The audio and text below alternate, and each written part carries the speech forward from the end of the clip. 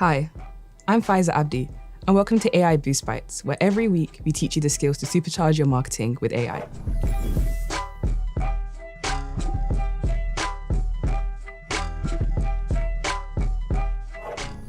Have you ever been swamped with multiple projects and suddenly received an urgent request to pull some data? Gemini can come to the rescue. A common misconception is that you need technical skills to use Gemini. But I'm about to let you in on a secret that allows me to pull data in under 2 minutes, no technical or coding background required. You don't even need to know how to write sheet formulas. Let's go through an example together and see how this works. Step 1. Understand the task and familiarize yourself with the sheet. Today, I'm trying to track our attendee company list in the GES tab versus our target company lists, which are in the LCS Now and YouTube Now tabs.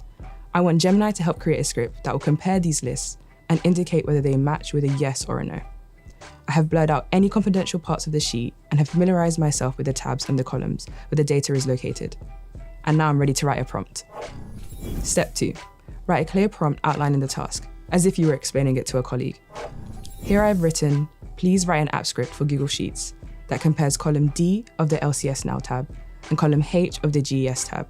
And depending on whether the names match, put yes or no in column I of the GES tab and label the column LCS Now. Repeat this process for YouTube Now and compare column D of the YouTube Now tab and column H of the GES tab. And depending on whether the names match, put yes or no in column J of the GES tab and label the column YouTube Now. Double check that everything is spelled correctly and that the prompt is super clear. The better your input, the better your output will be. Step 3. Copy the script. Open the app script editor in your Google Sheet and paste it into the box. So let's start by copying the script, and let's go back to our sheet. Click the Extensions tab, then App Script. Remove any existing code and paste in our script. Step 4. Before we can run the script, we need to name the project and save it. Now let's name the project. I'll call it Now Check, then we'll save the code. Step 5. Time to let the magic happen. Select Run. Since this is our first time using App Script in this sheet, we'll need to authorize it. The execution begins, and you'll know it's complete when you see execution completed.